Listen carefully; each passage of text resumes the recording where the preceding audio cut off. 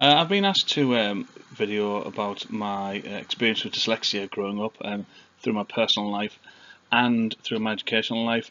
Being a teacher, I've obviously been in education a long time, with a small break at the end of the 90s, up to about 2002. I had other jobs, but generally I've been either in education or teaching. I wasn't discovered that I had dyslexia until I was in my first year of university.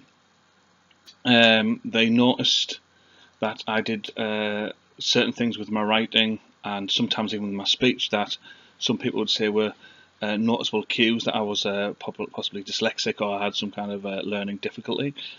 So I went and did obviously the usual IQ tests and obviously they did all the tests for dyslexia and the DAS tests and stuff like that.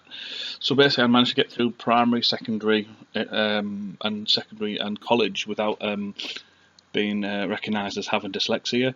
Generally, I think there's a few reasons why that was. One, I was born deaf in one ear, so I've already had slight support for my hearing, so they possibly didn't recognise the dyslexia because they might have thought it was actually a hearing problem, and obviously I wasn't catching words. As a kid, I would say like carrot rather than parrot, and bumblebee and ambulance and lemonade and stuff like that rather than saying the proper word. So they just thought it was a hearing problem, possibly not so much. And obviously, as well as kids do say things wrong, so there's a difference. But I think sometimes it's difficult to recognise dyslexia due to the simple fact that we kids do say things wrong, so you can't connect it straight away. The only thing I would say though is that actually on my paternal side of the family, almost all the males are dyslexic or possibly show traits of dyslexia, to the point where like my granddad wouldn't write things down. He would actually wait till someone left and then he spent like 10-15 minutes writing it because he couldn't just do it there and then.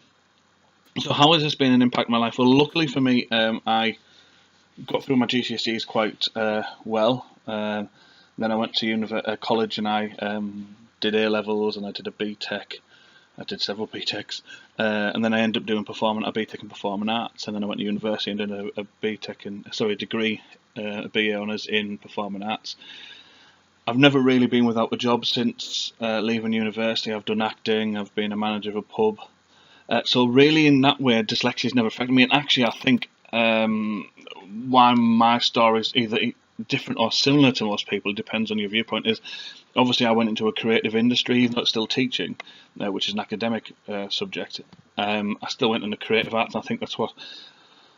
well, I'm not saying all dyslexics are creative, but what I'm saying is in the performing arts area, especially at the college I work at, actually, one of the biggest dyslexic areas is the performing arts and music, so possibly there's a link there between the two.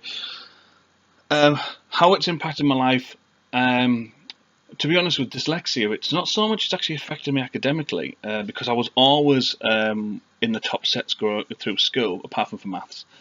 I did struggle in English. I was in what would in them days was second set, so I was in the top set. I was in the second or third set growing up, and there was 8 sets. At infant school, I was put in a special reading group because I didn't really read till first year primary school. It just clicked up me in first year primary school. So I was also a late developer reading, which I don't know what first year primary school is in today's money, but I think it's year 4 or 5, I think. But I don't know. But it was the first year of juniors in the olden days. But as soon as I found reading, a lot of people say people with dyslexia don't like reading. I actually really enjoyed reading. I actually started, as soon as I learnt to read, I jumped up the books very quickly.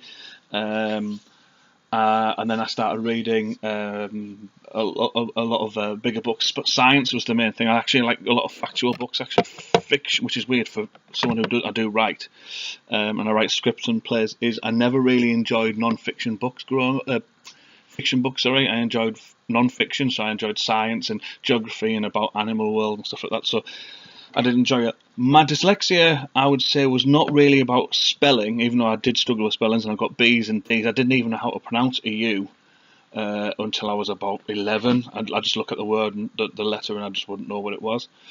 I did have them problems, but again, like a lot of dyslexics, I actually came up with my own strategies rather than strategies that teachers had taught me. Obviously, because I wasn't actually diagnosed until I was at uni, I came up with my own ways of learning it. Some of it was by rote, just remembering.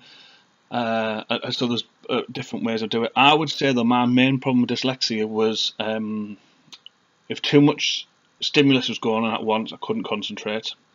Certain ways of writing, especially fonts, still a problem I have nowadays. For some reason, even at college, we still use typefaces that are just not impossible for me to read, but I struggle to read, especially if it's got the more italic style there. But the main thing is, as you can probably see from this talk, is structuring things. That's apparently my biggest.